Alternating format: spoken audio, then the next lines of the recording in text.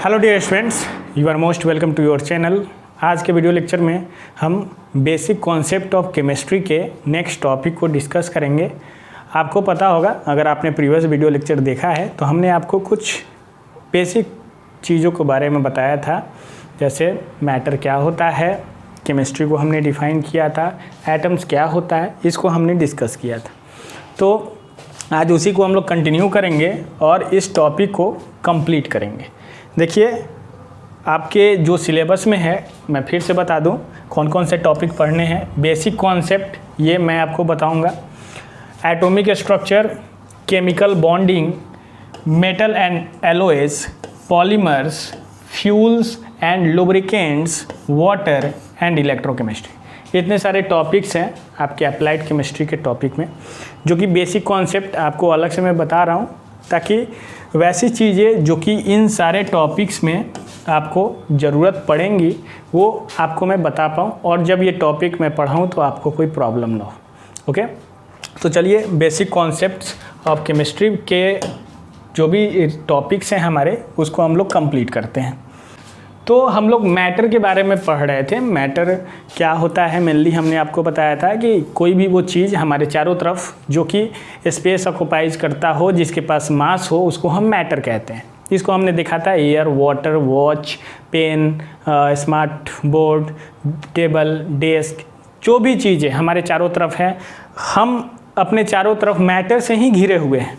ठीक है, तो जिसके पास मास हो, जो स्पेस ऑक्युपाइज करता हो, उसको हम लोग मैटर कहते हैं। ये हमने आपको पहले बता रखा है। ओके, अब देखो, everything that is around us, हमने लिखा है एवरीथिंग, सारी वो चीज़ें जो कि हमारे चारों तरफ हैं वो मैटर है। ठीक है, अब मैटर का 3 स्टेट होता है, सॉलिड, लिक्विड एंड गैस। कितने स्टेट होंगे? 3 स्टेट होते हैं, एक सॉलिड, लिक्विड और गैस। हम लोग मैटर को फिजिकली जब क्लासिफाई करते हैं तो on the basis of its state करते हैं, और वहाँ से हमें 3 तरह का मैटर दिखता है, सॉलिड, लिक्विड एंड गैस। चौथा, 5वां स्टेट भी एग्जिस्ट करता है, लेकिन आपके सिलेबस में वो कुछ ज़्यादा मायने नहीं रखता है। तो हम लोग 3 स्टेट को देखेंगे। सॉलिड की अगर बात करें तो सॉलिड एक ऐसा मैटर है जिसका एक डिफिनिट मास होता है, जिसका एक डिफिनिट वॉल्यूम होता है, जिसका एक डिफिनिट शेप होता है। वैसे मैटर को हम सॉलिड के कैटेगरी में रखते हैं। सॉलिड में जो पार्टिकल्स होते हैं, जो एटम्स होते हैं, ये आपका सॉलिड है, और सॉलिड के ये एटम्स हैं। सॉलिड में जो एटम्स होते हैं ये बहुत ही टाइटली पैक्ड होते हैं, और इनके बीच में कोई भी डिस्टेंस नहीं होता है, या फिर होता भी है तो वो ना के बराबर होता है।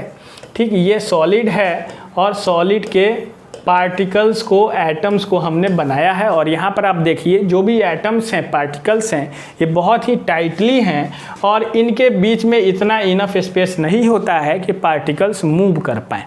ओके, तो सॉलिड में हम कह सकते हैं कि इंटर एटॉमिक डिस्टेंस जो है ये नेग्लिजिबल होता है, या ना के बराबर होता है। इंटर एटॉमिक अट्रैक्शन फोर्स बहुत ही ज़्यादा होता है। देखो, एक एटम है, ये दूसरा एटम है, दोनों एटम्स के बीच में एक इंटर मॉलिक्यूलर अट्रैक्शन फोर्स होता है, इंटर एटॉमिक अट्रैक्शन फोर्स होता है, जो फोर्स दोनों एटम को एक दूसरे की तरफ खींचता है। ठीक है, अट्रैक्ट करता है। तो जब वो फोर्स बहुत ज़्यादा होगा तो दोनों एटम सटे सटे होंगे, एक दूसरे से चिपके हुए होंगे। ठीक है, और अट्रैक्शन फोर्स कम होगा तो एटम्स थोड़े से दूर पे होंगे। ठीक है, अगर बहुत कम है, ना के बराबर है अट्रैक्शन फोर्स, तो एटम्स बहुत ही दूर दूर होते हैं।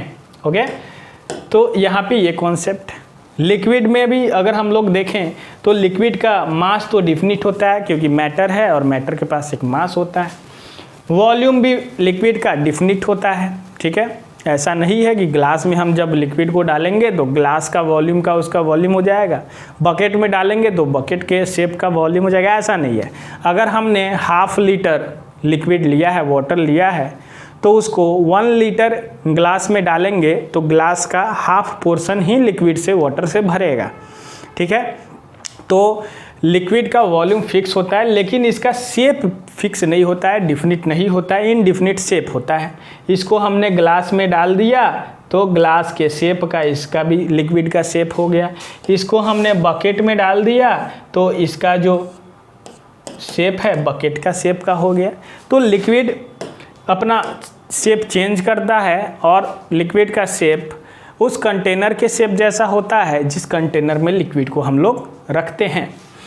लिक्विड में पार्टिकल जो हैं लूजली पैक्ड होते हैं और उनके बीच में कुछ डिस्टेंस होता है जो कि वो कुछ एक्सटेंट तक, कुछ सीमा तक मूव कर पाएँ। जैसे हमने लिक्विड के पार्टिकल्स को आपके सामने यहाँ दिखाया है। आप देखिए ये जो पार्टिकल्स हैं ये लिक्विड के पार्टिकल्स हैं। लिक्विड में जो एटम्स हैं इनके बीच में कुछ डिस्टेंस है, कुछ गैप है, और इस गैप के कारण ये जो एटम्स हैं कुछ लिमिट तक मूव कर सकते हैं। कुछ लिमिट तक, अनलिमिटेड मूव नहीं कर सकते हैं। ये एटम है वो यहाँ तक मूव कर सकता है, यहाँ तक मूव कर सकता है, यहाँ तक मूव कर सकता है और यहाँ तक मूव कर सकता है, इससे ज़्यादा मूव नहीं कर सकता है। ठीक है, तो एक सर्टेन एक्सटेंट तक लिक्विड के पार्टिकल्स मूव कर पाते हैं क्योंकि इनके बीच में डिस्टेंस होता है, गैप होता है। ठीक, इसको कहा जाता है inter atomic distance. Inter atomic distance. Okay, अब नेक्स्ट पॉइंट की तरफ हम देखते हैं। तो यहाँ देखो there are some inter atomic distance. अभी हमने आपको बताया कुछ इंटर एटॉमिक, दो एटम्स के बीच में कुछ डिस्टेंस है ना, तो होते हैं। Inter atomic attraction force intermediate होता है to the solid and gas. Solid में जो एटम्स होते हैं उनके बीच में इंटर एटॉमिक अट्रैक्शन फोर्स और गैस के एटम के बीच में इंटर एटॉमिक अट्रैक्शन फोर्स के इंटरमीडिएट होता है, मतलब सॉलिड से कम होता है अट्रैक्शन फोर्स और गैस से ज़्यादा अट्रैक्शन फोर्स होता है लिक्विड के एटम्स में या फिर हम कहें तो पार्टिकल्स में। ओके, अब गैसेस की हम बात करते हैं।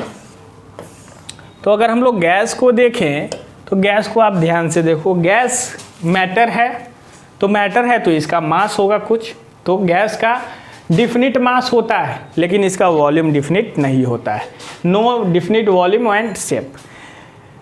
गैस को हमने सिलेंडर में डाला, सिलेंडर का जितना वॉल्यूम है गैस का वॉल्यूम उतना हो गया। गैस को हमने इस रूम में डाल दिया, रूम का टोटल जितना वॉल्यूम है गैस का टोटल वॉल्यूम हम उतना एज्यूम कर लेते हैं। ठीक है, तो डिफिनिट वॉल्यूम नहीं होता है गैस का, शेप भी गैस का डिफिनिट नहीं होता है, जिस कंटेनर में डालो उसका शेप वैसा ही हो जाता है, लेकिन डिफिनिट मास होता है। Okay, particles are held very loosely. यहाँ पे जो पार्टिकल्स हैं बहुत ही लूजली पैक्ड होते हैं, मतलब कि बहुत ज़्यादा ही इंटर एटॉमिक डिस्टेंस एटम्स के बीच में होता है। ये एक गैस का एटम है, ये दूसरा गैस का एटम, ये तीसरा है, ये चौथा है, ये पांचवा है। देख लीजिए ये एक कंटेनर है जिसमें गैस भरे हुए हैं और गैस के एटम कितने ज़्यादा डिस्टेंस पे हैं।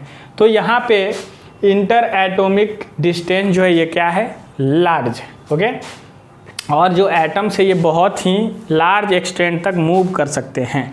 ठीक है, इंटर एटॉमिक अट्रैक्शन फोर्स बहुत ही कमज़ोर होता है, वीक होता है, इसीलिए एटम्स के बीच में इतना ज़्यादा डिस्टेंस आपको देखने को मिलता है। ओके, तो ये सारे प्रॉपर्टीज़ थे सॉलिड, लिक्विड और गैस के। अब देखो जो हमारे पास सॉलिड है, लिक्विड है और गैस है, ये ज़रूरी नहीं है कि जो सॉलिड है वो हमेशा सॉलिड रहेगा, जो लिक्विड है वो हमेशा लिक्विड रहेगा, जो गैस है वो हमेशा गैस रहेगा। सॉलिड लिक्विड में कन्वर्ट हो सकता है और लिक्विड गैस में कन्वर्ट हो सकता है। ठीक है, ये एक बात हुई। ऐसे ही गैस लिक्विड में कन्वर्ट हो सकता है और लिक्विड सॉलिड में कन्वर्ट हो सकता है। ओके, ये कैसे होता है? मेनली मैटर जो है अपना स्टेट चेंज करते हैं। Matter can change their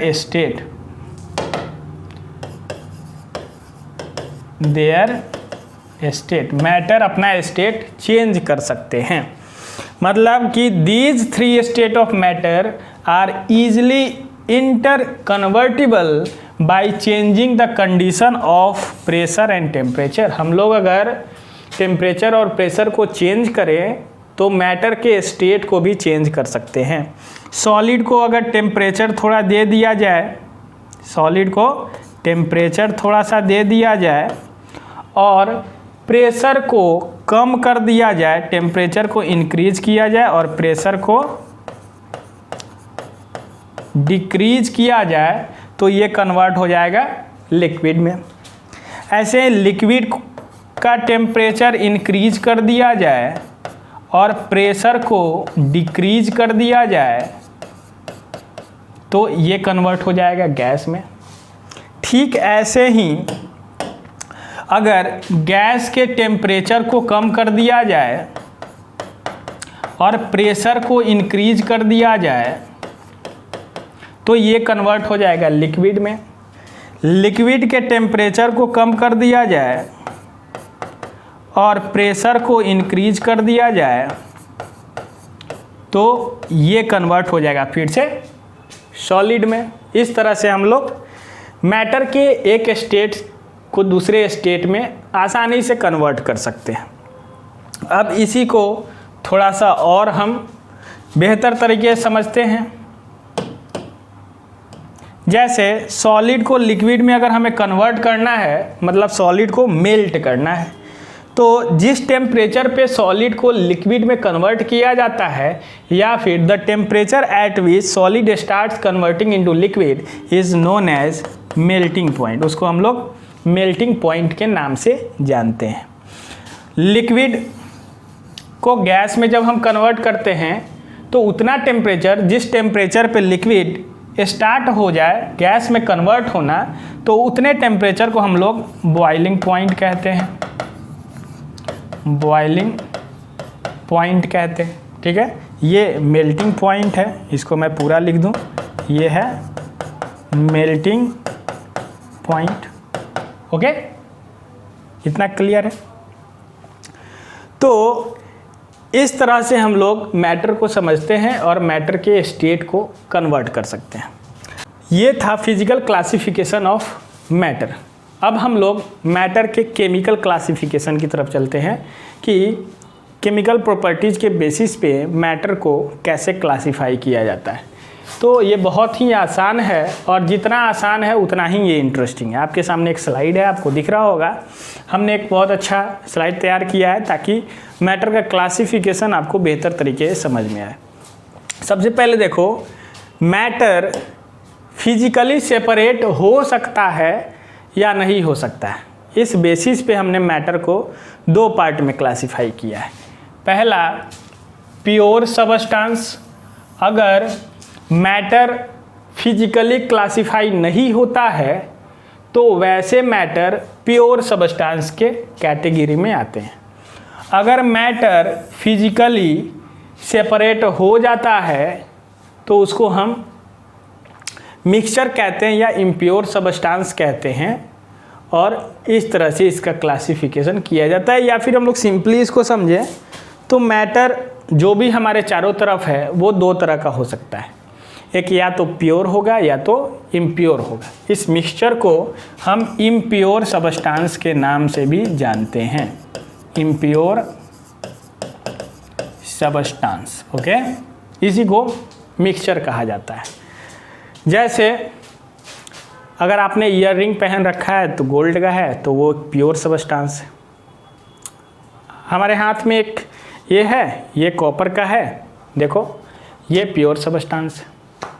fan का जो बॉडी है आयरन का है अगर, तो वो प्योर सबस्टेंस है। तो कोई भी मैटर या तो प्योर होगा या तो इम्प्योर होगा। प्योर है इसका मतलब कि उसमें एक ही टाइप का चीज़ है, एक ही टाइप के मटेरियल से वो बना है। इम्प्योर है इसका मतलब उसमें डिफरेंट टाइप के मटेरियल से वो बना हुआ है, मिक्सचर है वो मटेरियल का, ठीक है। तो प्योर सबस्टेंस वैसे सबस्टेंस होते हैं जो कि सिमिलर टाइप के पार्टिकल से बने होते हैं। ये क्या होते हैं? Those matter which are formed by similar type of particle, similar type of particle, okay. ऐसे ही मिक्सचर ऐसे मैटर होते हैं जो कि डिफरेंट टाइप के मैटर से बने होते हैं, डिफरेंट टाइप ऑफ पार्टिकल से बने होते हैं, डिफरेंट टाइप ऑफ पार्टिकल से मिक्सचर बने होते हैं, ठीक है। प्योर सबस्टांस दो तरह का होता है, एक होता है एलिमेंट और दूसरा होता है compound. Can it be chemically decomposed, क्या ये केमिकली डिकम्पोज्ड हो सकता है? अगर हो सकता है तो ये कंपाउंड है, अगर नहीं हो सकता है तो ये एलिमेंट। केमिकली डिकम्पोज्ड का मतलब केमिकली क्या ऐसे प्योर सबस्टांस को और फर्दर पार्ट में तोड़ा जा सकता है, अगर तोड़ा जा सकता है तो वो कंपाउंड होगा, अगर नहीं तोड़ा जा सकता है तो वो एलिमेंट होगा। तो कंपाउंड जो होते हैं ये ओनली वन टाइप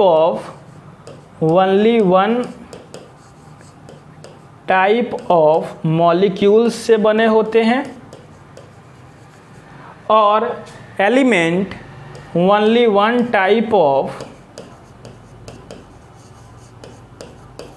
एटम से बने होते हैं। मतलब कि जब एक ही टाइप के एटम किसी स्पेस में ग्रुपिंग करेगा और उस समय जो प्योर सबस्टांस का फॉर्मेशन होगा वो एलिमेंट कहलाएगा, और जब एक ही टाइप के मॉलिक्यूल्स किसी स्पेस में इकट्ठा होंगे, ग्रुपिंग करेंगे, तो उस समय एक प्योर सबस्टांस का फॉर्मेशन होगा जिसे हम कंपाउंड कहेंगे। स्लाइड में आपको एग्जांपल्स दिख रहे हैं। वाटर एक कंपाउंड है, कार्बन डाइऑक्साइड CO2 कंपाउंड है, मीथेन कंपाउंड है, कार्बन मोनोऑक्साइड कंपाउंड है। जबकि एलिमेंट में हाइड्रोजन एलिमेंट है, हीलियम एलिमेंट है, कार्बन एलिमेंट है, नाइट्रोजन, ऑक्सीजन, ये सारे एलिमेंट्स हैं, ठीक है। ये सारे हाइड्रोजन जो है केवल हाइड्रोजन एटम से मिलके बना है, हीलियम केवल हीलियम एटम से मिलके बना है, कार्बन केवल कार्बन एटम से मिलके बना है। जबकि कंपाउंड की बात करें तो वाटर में केवल H2O मॉलिक्यूल हैं, बहुत सारे H2O मॉलिक्यूल ने ग्रुपिंग किया और वाटर फॉर्मेशन किया। कार्बन डाइऑक्साइड में CO2 मॉलिक्यूल बहुत जगह ग्रुपिंग किया, ग्रुपिंग करने के बाद एक प्योर सबस्टांस का फॉर्मेशन किया जिसे हमने कार्बन डाइऑक्साइड गैस का। मीथेन CH4 ये भी क्या है, एक कंपाउंड। तो ऐसे कंपाउंड होते हैं, ओके। मिक्सचर की बात करें तो मिक्सचर दो टाइप का होता है on the basis of composition, ठीक। मिक्सचर में पार्टिकल्स का जो भी डिफरेंट टाइप के पार्टिकल हमने यूज किया है, कंपोनेंट्स को यूज किया है, वो डिफरेंट टाइप के कंपोनेंट क्या यूनिफॉर्मली डिस्ट्रीब्यूटेड हैं या नॉन यूनिफॉर्मली डिस्ट्रीब्यूटेड है। अगर यूनिफॉर्मली डिस्ट्रीब्यूटेड हैं तो वैसे मिक्सचर होमोजेनियस मिक्सचर कहलाएंगे, अगर यूनिफॉर्मली डिस्ट्रीब्यूटेड नहीं है तो वो हेट्रोजीनियस मिक्सचर कहलाएंगे, ओके। इन सबको हमने प्रीवियस वीडियो लेक्चर में भी देखा था, लेकिन हमने इसके पॉइंट्स को नहीं नोट किया था, इसलिए इस सबको हम लोग फिर से पढ़ रहे हैं, ठीक है, इम्पॉर्टेंट है। अब देखो यूनिफॉर्म कंपोजिशन का मतलब क्या हुआ। यूनिफॉर्म कंपोजिशन को हम लोग कैसे बेहतर तरीके से समझें, तो यहाँ आप समझिए। देखो यूनिफॉर्म कंपोजिशन का मतलब हुआ कि ये एक मिक्सचर हम बना रहे हैं, मिक्सचर में एटम्स कुछ इस तरह से हैं,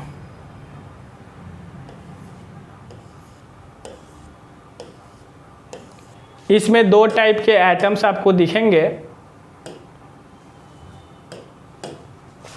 एक वाइट से हमने रिप्रेजेंट किया और दूसरा हमने येलो से रिप्रेजेंट किया,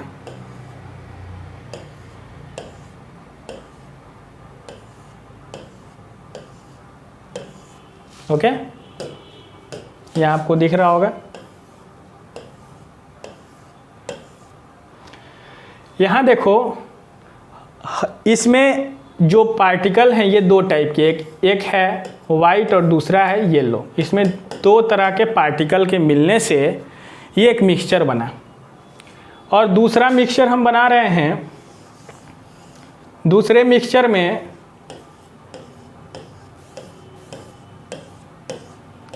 एक वाइट टाइप के एटम हैं और दूसरे येलो टाइप के एटम हैं। यहाँ देखो जो टाइप बी है और जो टाइप ए है इसमें क्या डिफरेंस दिख रहा है। टाइप बी में एटम्स एक मैनर में अरेंज नहीं है, जबकि टाइप ए में एटम्स एक मैनर में, फिक्स मैनर में यूनिफॉर्मली अरेंज है। हमेशा एक वाइट के बाद एक येलो एटम अरेंज है, ठीक है। तो यहाँ पे अगर हम लोग कुछ पार्टिकल को उठाएं तो हमेशा यूनिफॉर्म पार्टिकल हमें मिलेगा। 2 वाइट और 2 येलो एटम हमें मिलेगा। अगर यहाँ से भी हम उठाएं तो यहाँ से भी 2 वाइट और 2 येलो एटम मिलेगा, ठीक है। तो यहाँ पे हम कहेंगे कि एटम्स का जो मिक्सिंग है ये यूनिफॉर्म कंपोजिशन में हुआ है, लेकिन यहाँ पर नहीं हुआ है। यहाँ पर अगर हम उठाएं तो यहाँ से देखो हमें 2 वाइट और 2 येलो तो मिला, लेकिन अगर हम यहाँ से उठाएं तो 1 वाइट और 3 येलो मिल रहा है एटम। तो यहाँ पे जो एटम का मिक्सिंग किया गया है वो यूनिफॉर्म कंपोजिशन में नहीं किया गया है। तो इस तरह से एटम्स जो हैं, पार्टिकल जो हैं, मिक्सचर बनाने के क्रम में यूनिफॉर्मली अरेंज हैं कि नहीं है। अगर नहीं हैं तो हेट्रोजीनियस मिक्सचर का फॉर्मेशन होगा, अगर हैं तो होमोजीनियस मिक्सचर का फॉर्मेशन होगा। होमोजीनियस मिक्सचर को सॉल्यूशन के नाम से भी हम लोग जानते हैं, जबकि हेट्रोजीनियस मिक्सचर 2 तरह का होता है, कोलाइड्स और दूसरा suspension. Okay, air, sea, water, salt water, steel, brass, ये सारे होमोजीनियस मिक्सचर के एग्जाम्पल हैं। एयर में अगर हम देखें तो एयर में सब अलग अलग गैसेस का कंपोजिशन फिक्स है। आप देखो 78% नाइट्रोजन है, 21% ऑक्सीजन है, 0.03% कार्बन डाइऑक्साइड है। तो जो भी गैसेस हैं उनका कंपोजिशन जो है फिक्स है। कहीं से भी अगर हम थोड़ा सा गैस का वॉल्यूम ले लें तो उसमें हम देखेंगे तो उसमें भी हमें 78% नाइट्रोजन दिखेगा, 21% ऑक्सीजन दिखेगा, ठीक है। जबकि हेट्रोजीनियस मिक्सचर का एग्जांपल क्या है, ट्रेल मिक्स, पिज्ज़ा, सलाद, ड्रेसिंग, मतलब हमने लिया अलग अलग कंपोनेंट को और किसी भी मैनर में मिक्स कर दिया तो हेट्रोजीनियस मिक्सचर का फॉर्मेशन हो जाएगा। ओके, तो इस तरह से हम लोग केमिकल क्लासिफिकेशन ऑफ मैटर करते हैं। अब इसके इम्पॉर्टेंट पॉइंट्स को आप नोट कर सकते हो। आप देखो प्योर सबस्टांस को हमने क्या लिखा, प्योर सबस्टांस को हमने लिखा कि वैसे सबस्टांस जो कि only one kind of particle से बने हुए होते हैं और फिक्स्ड और कांस्टेंट स्ट्रक्चर होता है, उसको हम प्योर सबस्टांस कहते हैं। जैसे gold, copper, oxygen, chlorine, diamond, water, salt and crystal, baking soda, ये सारे प्योर सबस्टांस हैं। इसमें केवल एक ही टाइप के पार्टिकल आपको दिखेंगे। ये 2 तरह का होगा, एक एलिमेंट, दूसरा कंपाउंड। एलिमेंट वैसे प्योर सबस्टांस होंगे जो कि only one kind of atom से बने होंगे। कंपाउंड वैसे सबस्टांस होंगे जो कि सेम टाइप ऑफ मॉलिक्यूल से बने होंगे। Compounds are also pure substance when 2 or more elements are combined chemically in fixed ratio, ठीक है। These substance can be broken down into separate element by chemical method। ये जो compounds हैं इसको chemical method से हम लोग separate element में divide कर सकते हैं, ठीक है। तो ये होते हैं compounds। कंपाउंड्स के एग्जाम्पल्स को हमने आपको बताया। कंपाउंड्स के एग्जाम्पल्स हो जाएंगे क्या, तो water, carbon dioxide, hydrochloric acid, sulphuric acid और बहुत सारे कंपाउंड्स। ओके, तो अब इम्प्योर सबस्टांस के कुछ इंपॉर्टेंट पॉइंट्स आपके सामने हैं। इम्प्योर सबस्टांस वैसे सबस्टांस होते हैं जिसमें कि डिफरेंट टाइप के पार्टिकल्स होते हैं, डिफरेंट टाइप के एलिमेंट्स होते हैं और वे जब मिक्स होते हैं तो इम्प्योर सबस्टांस, जिसको मिक्सचर भी कहा जाता है, उसका फॉर्मेशन होता है, ठीक है, ऑल्सो नोन एज मिक्सचर। इसके प्रॉपर्टीज़ को थोड़ा देखते हैं। तो mixture has no fixed proportion of component. Mixture में जो है कंपोनेंट्स का फिक्स प्रोपोर्शन नहीं होता है। Substance of mixture retain their properties. जो भी हमारे मिक्सचर हैं, मिक्सचर के कंपोनेंट्स हैं, उनका प्रॉपर्टीज उनके पास होता है। Mixture can not be separated by physical method based on physical properties of substance. No chemical process is involve in the formation of mixture, कोई भी केमिकल प्रोसेस इन्वॉल्व नहीं होता है मिक्सचर के फॉर्मेशन में। Mixture has no fixed melting point and boiling point, mixture का कोई भी फिक्स्ड मेल्टिंग पॉइंट और बॉइलिंग पॉइंट नहीं होता है। एग्जाम्पल्स आप थोड़ा देख लो तो soda is a mixture, fog mixture, blood एक मिक्सचर है, गैसोलीन मिक्सचर है, क्रूड ऑयल मिक्सचर है। सोडा जो है वाटर, शुगर और फ्लेवरिंग्स का एक मिक्सचर होता है। फॉग वाटर ड्रॉपलेट और एयर का मिक्सचर होता है। Blood white blood cell, red blood cell, plasma और प्लेटलेट्स का मिक्सचर होता है। Gasoline, petroleum, hydrocarbon, fuel additive का मिक्सचर होता है। Crude oil organic compound mainly hydrocarbons का मिक्सचर होता है। सी वाटर वेरियस सॉल्ट और वाटर का मिक्सचर होता है। एयर जो है अलग अलग gases, oxygen, carbon dioxide, nitrogen, argon etcetera का मिक्सचर है। ब्लीच जो है क्लोरीन, कॉस्टिक सोडा और वाटर का मिक्सचर है। तो इस तरह से मिक्सचर्स होते हैं जिसमें कि डिफरेंट कंपोनेंट हमें देखने को मिलता है। अब देखो मिक्सचर को हमने फर्दर डिवाइड किया दो पार्ट में, पहला होमोजेनस और दूसरा हेट्रोजेनस। होमोजेनस में जो भी कंपोनेंट्स होते हैं उनका डिस्ट्रीब्यूशन यूनिफॉर्म होता है। तो यहाँ पर आप देख सकते हो ये एटम जो है यूनिफॉर्मली अरेंज है, एक मैनर में अरेंज है, जबकि हेट्रोजीनियस में non uniform arrangement of component है। ठीक है, तो होमोजेनस और हेट्रोजीनियस दो तरह का मिक्सचर होता है। होमोजेनस मिक्सचर क्या होगा, तो होमोजेनस मिक्सचर को हम लोग सॉल्यूशन भी कहते हैं। ये एक लैटिन वर्ड से मिला है।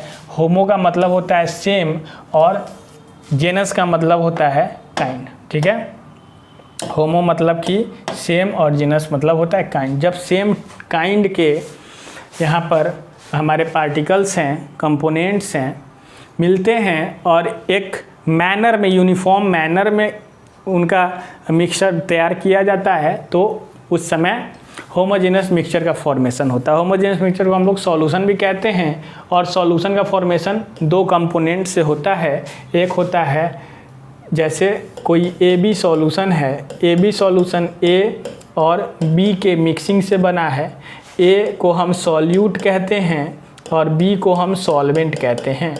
सॉल्यूट मिक्सचर का, सॉल्यूशन का वैसा कंपोनेंट होता है जिसका अमाउंट लेस होता है और सॉल्वेंट मिक्सचर का या सॉल्यूशन का वैसा कंपोनेंट होता है जिसका अमाउंट ज़्यादा होता है। ठीक है, तो solution the mixture formed when substance is dissolved in another substance, हम लोग एक सबस्टांस को किसी दूसरे सबस्टांस में डिजॉल्व कर देते हैं, मिक्स कर देते हैं, सॉल्यूशन का फॉर्मेशन होता है। Part of solution that is being dissolved usually the lesser part, मतलब कि सॉल्यूशन में जो कंपोनेंट कम अमाउंट में होता है उसको सॉल्यूट कहा जाता है और जो ज़्यादा अमाउंट में होता है उसे सॉल्वेंट कहा जाता है। ठीक है, तो सॉल्यूशन का हमेशा जो है सॉल्वेंट प्लस सॉल्यूट के मास के बराबर टोटल मास होता है। Air, sugar water, rain water, vinegar, ये सारे जो हैं सॉल्यूशन हैं और होमोजेनस मिक्सचर के अंतर्गत आते हैं।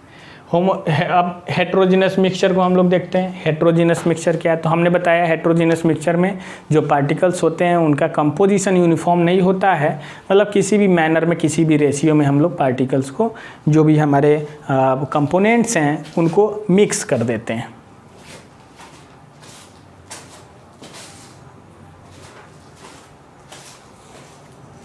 तो आप देख सकते हो heterogeneous mixture is of two or more substance which configuration varies from a spot within the sample। जैसे ये इसमें रखा हुआ है एक मिक्सचर, क्या रखा हुआ है इसमें, एक मिक्सचर रखा हुआ है। यहाँ से हमने एक चम्मच मिक्सचर को उठाया, उसमें कंपोनेंट का परसेंटेज देखा, वो हमें कुछ मिला। यहाँ से हमने कुछ मिक्सचर को उठाया, वहाँ से कंपोनेंट का परसेंटेज हमने देखा, कुछ हमें और दिखा। अलग अलग जगह से जब हम मिक्सचर उठा रहे हैं तो वहाँ पर कंपोनेंट्स का कंपोजिशन अलग अलग दिख रहा है। तो हेट्रोजीनस मिक्सचर में कंपोजिशन नॉन यूनिफॉर्म होता है, यूनिफॉर्म नहीं होता है।